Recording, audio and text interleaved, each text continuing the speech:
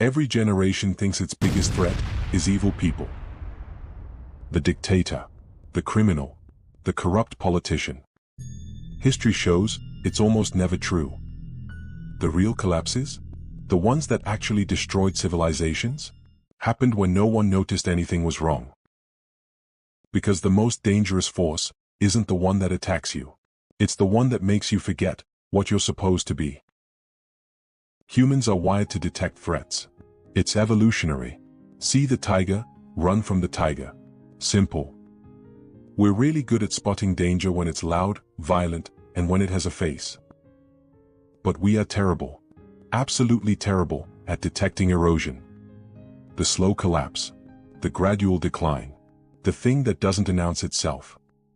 Evil looks like an enemy. Weakness looks like normality. And this is what the philosopher Friedrich Nietzsche spent his entire life studying.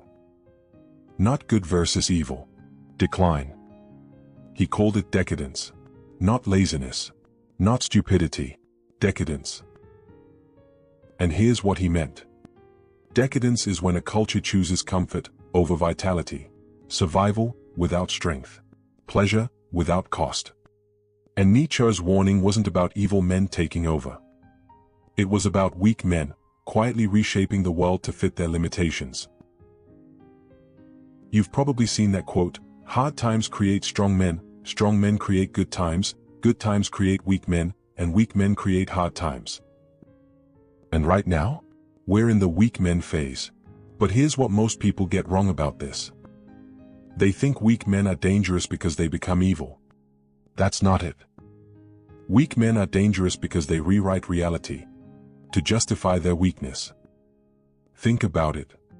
A generation that can't handle boredom doesn't fix their attention span. They declare that focus is outdated. A generation that can't handle competition doesn't train harder. They reframe competition as toxic. A generation that can't handle discomfort doesn't build tolerance. They pathologize resilience. This is Nietzsche's decadence in action. It's not that these men are evil. It's that they are adaptive. And systems, cultures, economies, institutions, they adapt to the least resilient people in them. Standards get lowered. Expectations get softened. And friction gets removed. Here's the part that matters. Evil men create friction. They create resistance. They make people fight back. They unify people against them. But weak men? They remove friction. They normalize decline. They dissolve standards, slowly. Evil creates enemies. Weakness creates culture. And that's why it goes undetected. Here's something strange. Technology has made life easier than it's ever been. Your great-grandfather worked 12-hour days in a factory. You have the privilege to work from home in your pajamas. So, why does life feel harder? Because, as life got easier, we got weaker. And reality doesn't care about your comfort. Reality has standards. Physics has laws. Biology has requirements. And when you stop hardening yourself, reality pushes back harder. You feel like everything's harder because you've lost the capacity to do difficult tasks. Weak men choose instant pleasure. That's not evil. That's human. The path of least resistance. But what happens then? The brain adapts. Tolerance for boredom drops. Attention span collapses. Resilience? The ability to do something that sucks, erodes. And suddenly, everything that requires sustained effort feels impossible. So what does culture do? It adapts. It tells you grinding is toxic. Ambition is exploitative. Struggle is trauma.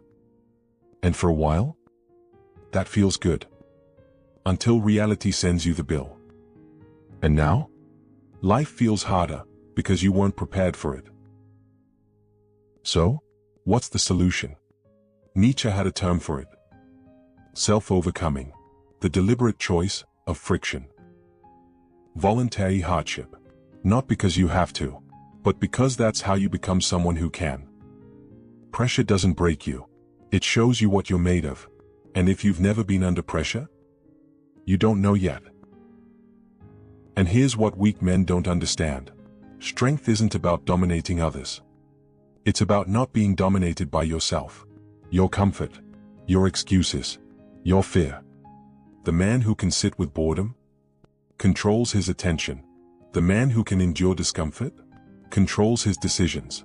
The man who can delay gratification controls his future. And that's the real threat of weak men. Not that they'll hurt you, but that they'll convince you that being weak is normal. The solution was never to fight evil. It was to stop becoming weak. If you agree with this video, you know what to do. Like, comment, share. And if you want more philosophy that actually applies to your life, not just theory, subscribe. There's more coming. Strength isn't optional anymore.